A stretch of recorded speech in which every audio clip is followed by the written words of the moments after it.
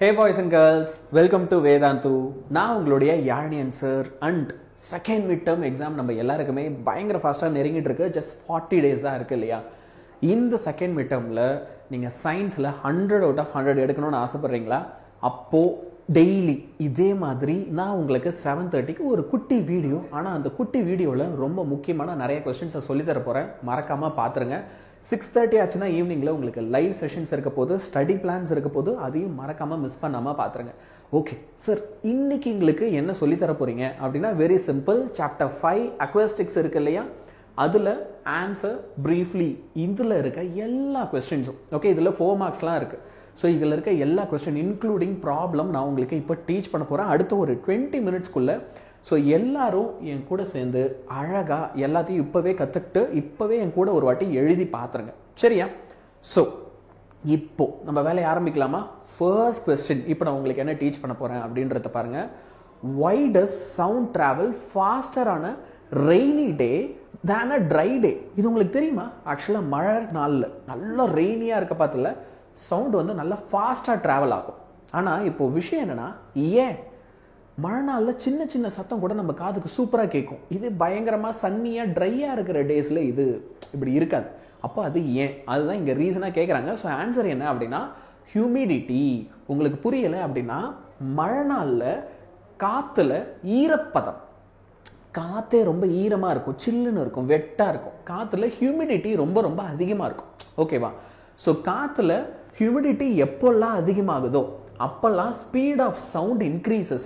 ஏன்னா காற்று ஹியூமிடாக இருக்கும்போது ஏர் மாலிகுல்ஸில் இருக்க வாட்டர் வேப்பர்லாம் பெருசாக இருக்கும், ஒன்னோட ஒன்று ஈஸியாக இடிச்சுக்கும். புரியுதா? ஸோ ஹியூமிடிட்டி எப்போல்லாம் அதிகமாகுதோ நல்லா ஞாபகம் வச்சுக்கும், யாருமே என்றைக்குமே மறந்துடக்கூடாது, சரியா? எப்பெல்லாம் ஹியூமிடிட்டி இன்க்ரீஸ் ஆகுதோ அப்போல்லாம் ஸ்பீட் ஆஃப் சவுண்டும் என்ன ஆகும் அப்படின்னா இன்க்ரீஸ் ஆகும். Okay, so that is why you can hear sound from long distances clearly during rainy days. அதனால தான் ரொம்ப தூரத்தில் இருக்கிற சத்தம் கூட என்ன ஆகும், நம்ம காதுக்கு அப்படியே கிளியராக வரும். ஏன்னா அப்படியே அந்த வாட்டர் வேப்பர் மாலிகுல்ஸ்லாம் ஒன்னோட ஒன்று இடிச்சு இடிச்சு இடிச்சு இடிச்சு சவுண்டு நமக்கு அழகாக என்ன ஆகுது, கேரி ஆகுது, சரியா? அடுத்து okay, why does an empty vessel produce more sound than a filled one? ஒரு தத்துவமே இருக்குல்ல, குறைகுடம் கூத்தாடும் அப்படின்னு சொல்லுவாங்க. ஒரு வெசல் எம்டியாக இருக்குன்னா அதில் அதிகமான சவுண்ட்ஸ் எல்லாம் அதில் லைக் சவுண்டு நேச்சுரலாகவே ரொம்ப அதிகமாக ப்ரொடியூஸ் ஆகும்.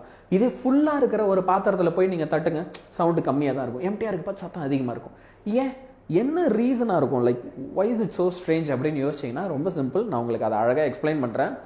த இன்டென்சிட்டி ஆஃப் சவுண்ட், சவுண்டுடைய இன்டென்சிட்டி இருக்குல்ல சார், அங்கே தான் பிரச்சனை. எனக்கு இன்டென்சிட்டினா என்னென்னு தெரியாதுங்களே அப்படின்றவங்களுக்கு ஒன்றும் இல்லை கண்ணு, நான் சொல்கிறேன் பாரு. ஓகே, இப்போது நான் ரொம்ப பொறுமையாக பேசுகிறேன். திடீர்னு நான் நினச்சா என்னால் என்ன பண்ண முடியும்னா என் சத்தத்தை அதிகமாகவும் பேச முடியும், மறுபடியும் மீடியமாகவும் பேச முடியும், மறுபடியும் பொறுமையாகவும் பேச முடியும்.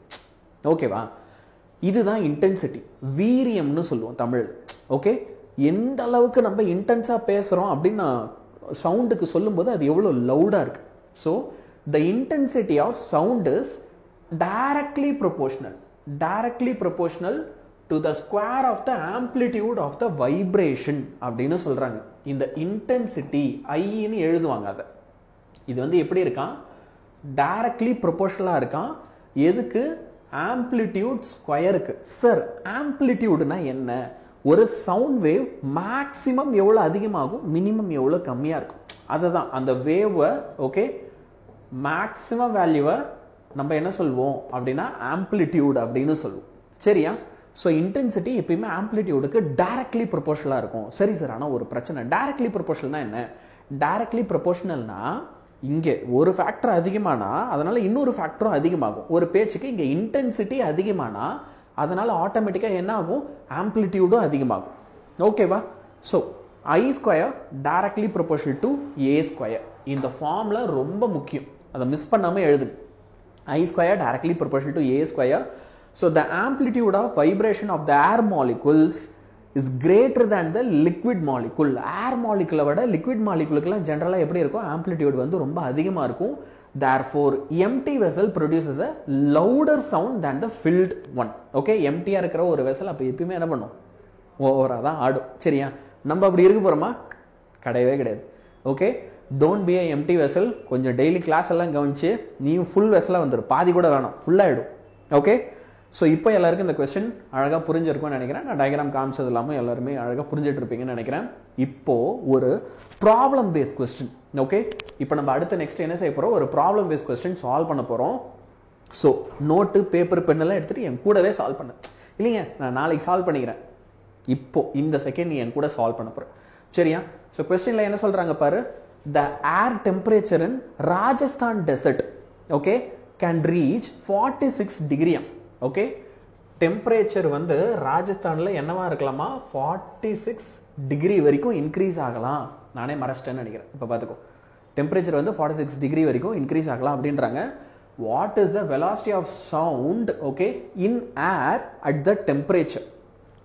இப்போ உனக்கு இன்னொன்று V0 உடைய வேல்யூ கொடுத்துருக்காங்க. V0னா என்ன சார்னா, வெலாசிட்டி ஆஃப் சவுண்டு 0 டிகிரி செல்சியஸில் அந்த நாட் போடுறேன்ல அப்படின்னா என்னது, 0ன்னு அர்த்தம். ஸோ வெலாசிட்டி அட் 0 டிகிரி செல்சியஸ்க்கு உங்களுக்கு என்னவா இருக்கும்னா 331 metre okay per second. So velocity at 0 degree Celsius கொடுத்துட்டாங்க. அடுத்து டெம்பரேச்சர் என்ன அப்படின்றது கொடுத்துட்டாங்க, 46 டிகிரி செல்சியஸ். இதை வச்சு நம்ம கரெக்டாக சம் போடணும். ஓகே, இப்போ வெலாசிட்டிக்கும் டெம்பரேச்சருக்கும் நடுவில் இருக்க ஒரு ரொம்ப முக்கியமான ரேஷியோ ஒன்று சொல்லித்தரப்பார். சரியா?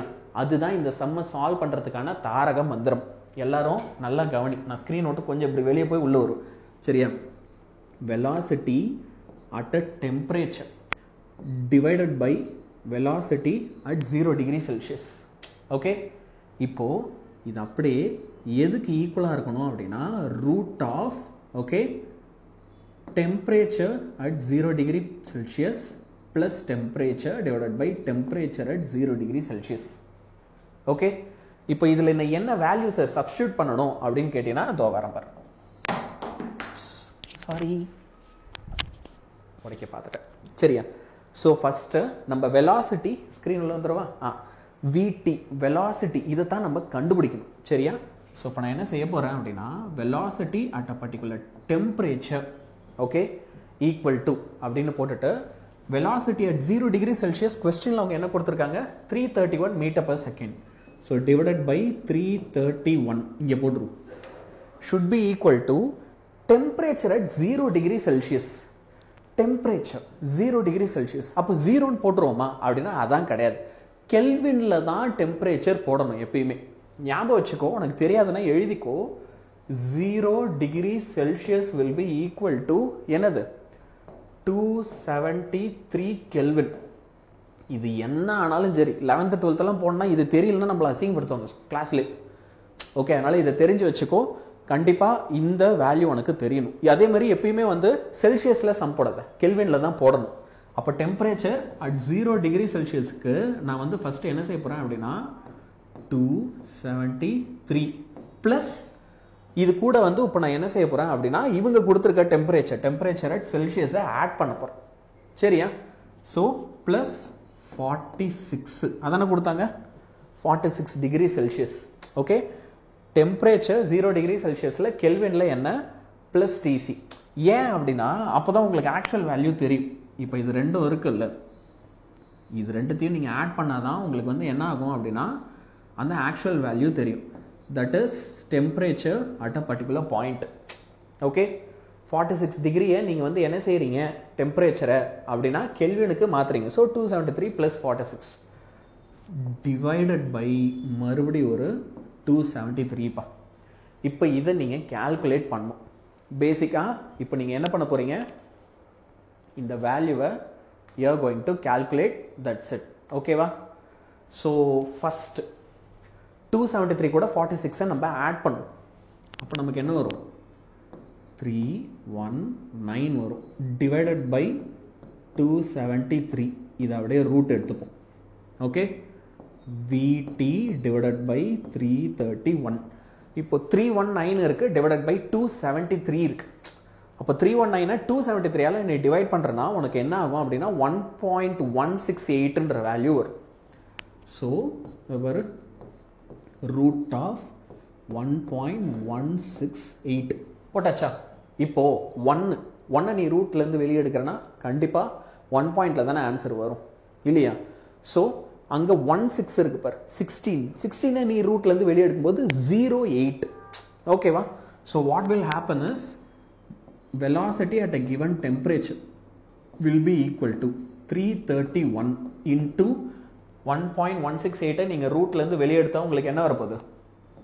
1.080, which means அப்போது ஃபைனல் ஆன்சரை நீங்கள் எடுத்து எழுத வேண்டியதான். ஸோ ஃபைனல் ஆன்சர் என்ன வரும் அப்படின்னா 357.48 metre per second. 357.48 metre per second. இப்படி தான் நீங்கள் சம் போடணும். சரியா? ஸோ பேசிக் ஐடியா வந்து என்னது? ஃபஸ்ட்டு திரும்ப ஒரு வாட்டி அழகாக நான் ரிவைஸ் பண்ணிடுறேன். உங்களுக்கு ராஜஸ்தானில் 46 டிகிரின்னு ஒரு டெம்பரேச்சரை கொடுத்துட்டாங்க. இப்போ இந்த 46 டிகிரி வந்து எப்படி இருக்குது அப்படின்னா செல்சியஸில் இருக்குது, டிகிரி செல்சியஸ். இந்த செல்சியஸை நம்ம என்ன பண்ணுறோம்? கெல்வினுக்கு மாற்றுறோம்.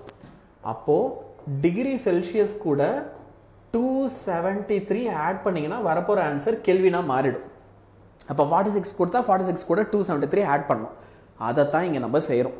273 plus 46 divided by 273, அப்போ 319 divided by 273, which means root of 1.168. இப்போ இந்த ரூட்லேருந்து வெளியே எடுக்கும்போது 1080, 331 கூட மல்டிப்ளை பண்ணால் 357.48 மீட்டர் பர் செகண்ட். அழகாக நோட் பண்ணிக்கோ. நீயும் ஒரு வாட்டி சால்வ் பண்ணி பார்த்துட்டுனா வேலை முடிஞ்சு. That is a final answer. சரியா? இது ஆன்சர்னா அழகாக எடுத்து எழுதிருங்க. இப்போ அடுத்து explain why the ceiling of concert halls are curved. இப்போ கான்சர்ட் ஹால்ஸ்லாம் இருக்குன்னா அதோட சீலிங் வந்து கேர்வ்டாக இருக்கும். ஃபார் எக்ஸாம்பிள் இதை பாருங்களேன். கான்சர்ட் ஹால்னால் உங்களுக்கு என்னன்னு தெரியுமா? ரொம்ப சிம்பிள். இந்த மியூசிக்லாம் வாசிப்பாங்கல்ல, ஓகே, ஆர்கெஸ்ட்ராலாம் பார்த்துருப்பீங்க. அந்த மாதிரி ஒரு மியூசிக் ஹால். ஸோ இந்த மியூசிக் ஹாலெல்லாம் நீங்கள் கவனிச்சிங்க அப்படின்னா அந்த ஹாலோடைய சீலிங் எல்லாமே பாருங்களேன், எதுவுமே நேராலாம் கட்டியிருக்க மாட்டாங்க, அப்படியே கேர்வ்டாக பெண்டாகி இருக்கும். ஏன் அப்படி இருக்குது அப்படின்றது தான் question. Okay, these are basically curved surfaces. அதாவது இதெல்லாம் வந்து என்ன மாதிரி curved அப்படின்னா concave. ஓகே, அது வந்து எப்படி இருக்கும்? இப்படி concave-ஆ இருக்கும். சரியா? concave surfaces which are used in auditoria. அதாவது இதெல்லாம் ஸ்பெசிஃபிக்காக எங்கே யூஸ் பண்ணுவாங்க அப்படின்னா ஆடிட்டோரியமில் தான் யூஸ் பண்ணுவாங்க. அண்ட் வேற எங்கெல்லாம் யூஸ் பண்ணுவாங்க அப்படின்னா ஒரு சில பெரிய பெரிய ஹால்ஸில், சினிமா தியேட்டர் மாதிரி அந்த மாதிரி பெரிய பெரிய ஹால்ஸில். எதுக்கு? To improve the quality of sound. நீ இந்த மாதிரி கான்கேவா அப்படியே கேர்வியாக கிரியேட் பண்ணும்போது தான் சவுண்டோடைய குவாலிட்டி இன்னும் இம்ப்ரூவ் ஆகுமா. So this board is place such that the speaker is at the focus of the concave surface. எப்பயுமே இந்த ஸ்பீக்கர் இருக்கு இல்லையா, ஓகே, இது வந்து எப்படி நம்ம பிளேஸ் பண்ணியிருப்போம் அப்படின்னா இந்த கான்கேவ் சர்ஃபேஸோடைய ஃபோக்கஸில் இருக்க மாதிரி. ஸோ தட் உனக்கு சவுண்ட் அப்படியே எக்ஸ்பேண்ட் ஆகி நல்லா கேட்கும். அதுக்கேற்ற மாதிரி தான் ஸ்பீக்கர்ஸ்லாம் செட் பண்ணுவாங்க அப்படின்றாங்க. So the sound of the speaker is reflected towards the audience. இப்போ ஏன் ஆனால் இதெல்லாம் கேர்வியாக இருக்கணும்? அப்போ தான் அந்த ஸ்பீக்கர்லேருந்து வர சத்தம் போய் அப்படியே செவுத்தில் பட்டு அதுக்கப்புறம் டேர்ன் ஆகி ஆடியன்ஸ் மேலே வந்து படும் அப்படின்றாங்க. The sound of the speaker is reflected towards the audience, thus improving the quality of the sound heard by the audience. அப்போ எந்த அளவுக்கு அழகாக அது ரிஃப்ளெக்ட் ஆகுதோ அந்த அளவுக்கு ஆடியன்ஸ்க்கும் அது நல்லா கேட்கும். 4 மார்க் கொஸ்டினாக கேட்பாங்க அது. சரியா? அழகாக எழுதிரு. இதுக்கு முன்னாடி சொன்ன ப்ராப்ளமும் உங்களுக்கு 4 மார்க் கொஸ்டின்ஸில் வரும். தயவு செஞ்சு அதெல்லாம் உடனே இன்றைக்கே ப்ராக்டிஸ் பண்ணி பார்த்துரு. இன்னும் ஒரு வாட்டி இதை பார்த்தோன்னா உனக்கு எந்த டவுட்டுமே இருக்காது, சூப்பராக போய் எழுதிட்டு வரலாம். எப்பயுமே இன்னும் ஒரு கொஸ்டின் நடத்த போகிறேன், அதுக்கு முன்னாடி ஒரு சில விஷயம் சொல்லிடுறேன். நம்ம இந்த 10th வந்தப்பல்ல சூப்பராக படிக்கணும், ஒவ்வொரு நாளும் ஒரு இன்டென்சிட்டியோடு வந்திருப்போம். நீ ஆனால் இந்நேரம் புரிஞ்சிட்டு இருப்ப. குவார்டர்லி வரும்போதே நம்ம லைட்டாக அப்படியே டவுன் ஆகிட்டு இருப்போம். ஐயோ என்னது நம்ம நினச்ச மாதிரி முடியாது போலையே அப்படின்ட்டு. உனக்கு அந்த மாதிரி டவுட் இருந்ததுன்னா இனிமே நீ அதை பற்றி பயப்பட தேவையில்லை. I am going to be there for you, our team is going to be there for you.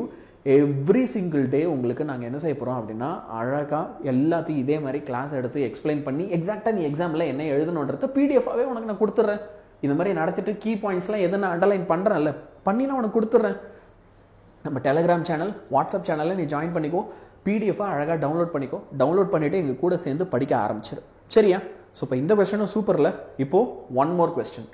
Mention 2 cases in which there is no Doppler effect in sound. இந்த Doppler effectனா என்ன? தூரத்தில் அப்படியே ஒரு வண்டியோ காரோ ட்ரெயினோ வரும்போது அது சத்தம் அப்படியே பொறுமையாக இருக்கும். கிட்ட வர வர வர வர அதிகமாகும் இல்லையா பேசிக்காக. அதே மாதிரி நம்மளை தாண்டி போனதுக்கப்புறம் அந்த சவுண்டு கம்மியாயிடும். அப்போ ஒரு பொருள் நம்மளை விட்டு எவ்வளோ தூரத்தில் இருக்குது அப்படின்றத பேஸ் பண்ணி என்ன ஆகுது? சவுண்டு வந்து மாறிட்டே இருக்காது. சவுண்டோட இன்டென்சிட்டி ஒன்று அதிகமாகுது இல்லை கம்மியாகுது. இதை டாப்ளர் எஃபெக்ட்னு சொல்லுவாங்க. 2 சினாரியோவில் டாப்ளர் எஃபெக்டே இருக்காதுப்பா. அது எதுனா, இப்போ ஒரு பொருள்கிட்ட இருந்து சத்தம் வருது, தூரத்தில் ஒரு வண்டி வருதுன்னா அந்த வண்டி சத்தம் போடுது, அதை நான் கேட்குறேன். நானும் நவுறவே இல்லை, வண்டியும் நவுறவே இல்லைன்னா சத்தம் எப்பயுமே ஒரே மாதிரி தானே கேட்கும். வண்டி நவுறல, சும்மா அவர் என்ன பண்ணுறாரு, அங்கேயே ஆக்சலரேட்டரை மட்டும் முறுக்கிட்டே இருக்காரு. அப்போ எனக்கு சவுண்டு போக போக அதிகமாகுமா கம்மியாகுமா? இல்லை, அவர் அங்கேயே தான் நிற்கிறார், ஆக்சலரேட்டர் மட்டும்தான் முறுக்கிறார். அப்போ எனக்கு சத்தம் அதிகமாகுதா? அப்படியே தான் இருக்கும். புரியுதா? அப்போ ஃபர்ஸ்ட் பாயிண்ட் அதான். வென் த சோர்ஸ், அதாவது இப்போ நான் சொன்னதில் பைக், ஓகே, பைக் ஓட்டுறாருல அவர் தான் source. And listener which is யாழ் சார். சரியா? இவங்க 2 பேரும் ஒரே இடத்துல இருக்காங்க, ரெஸ்ட்டில் இருக்கிறாங்கன்னா இவங்களுக்கு சவுண்டு டிஃப்ரென்ஸே வராது. They won't have any difference. இப்போ சரி, இதுவே எஸ்னா வந்து என்னது, சோர்ஸ், எல்னா லிசனர், அதாவது நான் யாழ் சார். சரியா? இவங்க 2 பேரும் ஒரே வேகத்தில் போகிறாங்கன்னு வச்சுப்போம். அவர் வந்து ஒரு பைக்கில் போகிறார், 20 கிலோமீட்டர் வேகத்தில் போகிறார். நானும் அவர் பின்னாடி ஒரு பைக்கில் போகிறேன், ஆனால் நானும் 20 கிலோமீட்டர் வேகத்தில் தான் போகிறேன். 2 பேருமே 20ல் போயின்னு இருந்தா 2 பேருக்கும் நடுவில் இருக்க டிஸ்டன்ஸ் என்றைக்குமே மாறாது. அப்படியே தானே இருக்கும், டிஸ்டன்ஸ் மாறாது. இல்லை, டிஸ்டன்ஸ் மாறலன்னா சவுண்டு மாறுமா? அவருமே எனக்கும் நடுவில் இருக்க கேப் அதிகமாகுதுன்னா சவுண்டு குறையும், கிட்ட வரும்போது சத்தம் அதிகமாகும். ஆனால் ஒரே டிஸ்டன்ஸில் இருந்தால் என்ன ஆகும், அதே சவுண்டு தானே கேட்கும். அதான் சொல்கிறாங்க. So when S and L, source அப்புறம் listener, move in such a way that the distance between them remains constant. இவங்க 2 பேருக்கும் நடுவில் இருக்க தூரம் எப்பயுமே எப்படி இருக்கணுமா, கான்ஸ்டண்ட்டாக மாறவே கூடாது, ஒரே மாதிரி இருக்கணுமா. அப்படியே அவங்க மூவ் ஆகிறாங்கன்னா அப்பயும் டாப்ளர் எஃபெக்ட் இருக்காது அப்படின்றாங்க. அவ்வளோதான் இப்போ விஷயம். ஓகே, ஸோ இப்போ பாருங்கள் எவ்வளோ குவிக்காக அழகாக நம்ம இந்த செட் ஆஃப் கொஸ்டின்ஸ் எல்லாத்தையுமே படித்து முடிச்சிட்டோம் இல்லையா?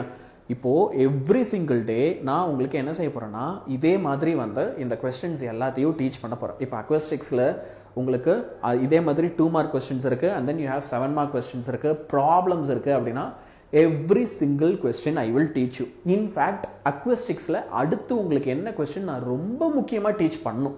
சார் எனக்கு இந்த கொஸ்டின் ஸ்ட்ரகிளாக இருக்குது சார், இப்போ டாப்ளர் எஃபெக்ட் இருக்குல்ல, புரிய மாட்டேங்குது, குழப்பிக்கிறான், அதை டுவர்ட்ஸ்ன்றாங்க அவேன்றாங்க, எனக்கு புரியலை அப்படின்லாம் நீ ஃபீல் பண்ணனா கண்டிப்பாக அதெல்லாம் கமெண்ட்டில் ஷேர் பண்ணு. முக்கியமாக உன் ஃப்ரெண்ட்ஸ் எல்லாருக்குமே இந்த வீடியோஸ்லாம் ஷேர் பண்ணிவிடு. நிறைய பேர் நம்ம கிட்ட வரட்டும், எல்லாரும் சேர்ந்து ஒன்றா படிக்கலாம். உனக்கு பப்ளிக் எக்ஸாம் வரைக்கும் எல்லாத்தையுமே நான் நடத்துவேன். உனக்கு 500 out of 500 எடுக்கணுமா 10th? Every single thing I can teach you. சரியா? ஸோ இன்னைக்கு நம்ம என்னென்ன கொஸ்டின்ஸ்லாம் முடித்தோம், டக்குன்னு அதை ஒரு வாட்டி குவிக்காக ரிவ்யூ பார்த்துருவோம். ஏன்னா நீ இந்நேரம் நான் மறந்துருக்கலாம், ஃபர்ஸ்ட் கொஸ்டின்லாம் லைட்டாக மறந்துருப்பேன். அந்த மாதிரி ஆயிடுச்சுன்னா உடனே இதை கவனிச்சிட்டே போய்டு. சரியா?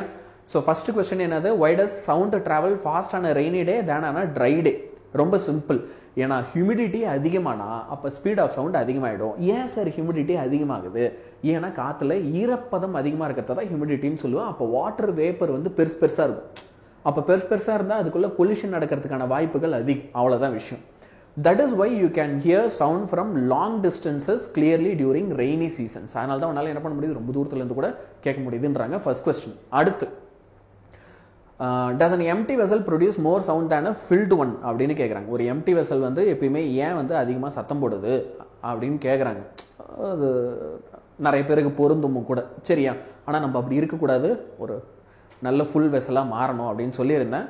So the intensity of sound is directly proportional to the square of the amplitude of vibration. Intensity ஆகி என்ன சொல்கிறாங்க அப்படின்னா, ஆம்ப்ளிடியூடுக்கு A square, okay, square of ஆம்ப்ளிடியூடுக்கு டைரக்ட்லி ப்ரொபோர்ஷனலாக இருக்கும். அப்போ இன்டென்சிட்டி அதிகமானா ஆம்ப்ளிடியூடும் அதிகமாகும்னு அர்த்தம். அப்போது since I is directly proportional to a square, the amplitude of vibration of air molecules is greater than the liquid molecules. அப்போ ஏர் மாலிகுல்ஸை விட லிக்விட் மாலிகுல்ஸோடைய வைப்ரேஷன் வந்து எப்படி இருக்குமா, ரொம்ப அதிகமாக இருக்கும் அப்படின்றாங்க. Sorry, amplitude of vibration of air molecules is greater than liquid molecules. மாற்றி சொல்லிட்டேன் ஒரு வேகத்தில். என்ன சொல்கிறாங்க, ஏருக்கு அதிகமாக இருக்கும், லிக்விடு கம்மியாக இருக்கும்ன்றாங்க. எம்டியாக இருக்குது, பார்த்து உள்ள என்ன இருக்குது, ஏர் தானே இருக்குது. இப்போ தண்ணி இருக்குன்னா சத்தம் அதிகமாக வராது, தண்ணி இல்லை காற்று தான் இருக்குன்னா அதிகமாக வரும். ஏன்னா ஏருக்கு உங்களுக்கு என்னது, amplitude of vibration of air molecules is greater for air, அதாவது எம்டி வெசல். தண்ணி இருக்கும்போது அது கம்மி. therefore empty vessel produces a louder sound than the filled vessel. சரியா? அப்போ இந்த எம்டி வெசல் என்ன பண்ணும், இட் ப்ரொடியூசஸ் ரொம்ப லவுடர் சவுண்ட். சரியா? நெக்ஸ்ட் ப்ராப்ளம்க்கு வந்துடும். ஸோ இந்த ப்ராப்ளம் பொறுத்த வரைக்கும் கொஸ்டினில் டெம்பரேச்சர் கொடுத்துறாங்க, which is 46 degrees Celsius. அடுத்து உங்களுக்கு வெலாசிட்டி 0 டிகிரி செல்சியஸில் என்னென்னு கொடுத்துறாங்க, which is 331. அப்போ நம்ம என்ன செய்கிறோம், வெலாசிட்டிக்கும் டெம்பரேச்சருக்கும் நடுவில் இருக்க ரிலேஷன் எடுத்துக்கிறோம். So velocity at temperature divided by velocity at 0 degree Celsius is equal to root of given temperature divided by temperature at 0. இப்போ என்ன பண்ணிடுவோம், டெம்பரேச்சர் அட் 0க்கு 0ன்னு போட்டக்கூடாது, கெல்வினில் போடணும் அப்படின்னு சொன்னேன். அப்போ 0 டிகிரி செல்சியஸ், ஓகே, 0 டிகிரி செல்சியஸை வந்து நீங்கள் என்ன சொல்வீங்க அப்படின்னா 273 கெல்வின்னு சொல்லுவீங்க. அது மாதிரி 46 டிகிரி இல்லை 50 டிகிரி 100 டிகிரின்னு ஏதோ ஒரு டிகிரியை செல்சியஸில் தராங்கன்னா அது கூட ப்ளஸ் 273 பண்ணணும். அப்படி பண்ணால் அது கெல்வினாக மாறிடும். ஸோ அதுதான் நான் இங்கே செய்கிறேன். அப்போ அவங்க 46 கொடுத்தாங்களா, அது கூட 273 ஆட் பண்ணுறேன், அப்போ 319 வரும், அதான் கெல்வின் டெம்பரேச்சர். டிவைடட் பை 0க்கு பதிலாக 273 கெல்வின் போடுறோம். அப்போ நமக்கு ரூட் ஆஃப் 1.168 கிடைக்குது. இதை ரூட் எடுத்தால் அப்போது 1.080 கிடைக்குது. So 331 into 1.080 which is 357.48 meter per second. அதுதான் problem. And then explain why ceiling concept ஹாலில் இருக்க சீலிங்ஸ்லாம் ஏன் கேர்வ்டாக இருக்குன்ற கொஸ்டின். ஸோ ஏன் கேர்வ்டாக இருக்குன்னா, இது கான்கேவாக இருக்கும்போது சவுண்ட் அது சூப்பராக பெட்டராக ரிஃப்ளெக்ட் பண்ணும். அப்போ அது ரிஃப்ளெக்ட் ஆகி ஆடியன்ஸ் காதுக்கு திரும்ப வரும்போது இன்னும் சூப்பராக கேட்கும். So they are basically curved surfaces, அதாவது concave which are used in auditorium and halls to improve the quality of sound. ஏன் இதை செய்கிறோன்னா அப்போ தான் சவுண்டோடைய குவாலிட்டி அதிகமாகும். This board is placed such that the speaker is at the focus of the concave surface. Okay, நீ என்ன பண்ணுற, ஸ்பீக்கர்ஸை வந்து கரெக்டாக அந்த கான்கேவ் சர்ஃபேஸோட ஃபோக்கஸில் வைக்கிற, அப்போ தான் அந்த சவுண்ட் நல்லா ஸ்ப்ரெட் ஆகும் அப்படின்ட்டு. The sound of the speaker is reflected towards the audience, thus improving the quality of the sound heard by the audience. அப்போ அந்த ஆடியன்ஸை நோக்கி திரும்ப ரிஃப்ளெக்ட் ஆகும்போது ஆடியன்ஸை சவுண்டை பெட்டராக கேட்பாங்க. அடுத்து last but not the least by question, when the source, okay, and listener ரெண்டு பேரும் ரெஸ்ட்டில் இருக்க பார்த்து டாப்லர் எஃபெக்ட் இருக்காது. அதே மாதிரி சோர்ஸு லிசனர் ரெண்டு பேரும் ஒரே வேகத்தில் போகிறாங்க, ரெண்டு பேருக்கும் நடுவில் இருக்க தூரம் எப்பயுமே சேமாக இருக்குது, அந்த தூரம் மாறவே இல்லை அப்படின்னா அப்பயும் டாப்லஸ் எஃபெக்ட் இருக்காது. அவ்வளோதான், முடிஞ்சு. ஸோ இதோட நோட்ஸ்லாம் உனக்கு வேணும் அப்படின்னா நான் சொன்ன மாதிரி டெலகிராம், வாட்ஸ்அப், அப்புறம் இன்ஸ்டாகிராம், யூடியூப் இது எல்லாத்துலேயுமே நம்மளை ஃபாலோ பண்ண ஆரம்பிச்சிரு. அதுக்கான லிங்க்ஸ் எல்லாமே இங்கே கீழே டிஸ்கிரிப்ஷனில் இருக்குது. உனக்கு நான் நோட்ஸ் அனுப்பியிருப்பேன். அண்ட் அந்த நோட்ஸில் வந்து பார்த்தீங்கன்னா முக்கியமாக எதெல்லாம் கீ பாயிண்ட்ஸோ அதெல்லாம் ஹைலைட்டும் ஆயிருக்கும். So make sure you join with us. Daily என் கூட சேர்ந்து படிங்க. உங்கள் ஃப்ரெண்ட்ஸ் எல்லாருக்கும் நம்மளை ரெஃபர் பண்ணி எல்லாரையுமே சப்ஸ்கிரைபும் பண்ண சொல்லுங்கள். சரியா? So with this I will be signing off. I am your யானியன் sir, and good bye from me.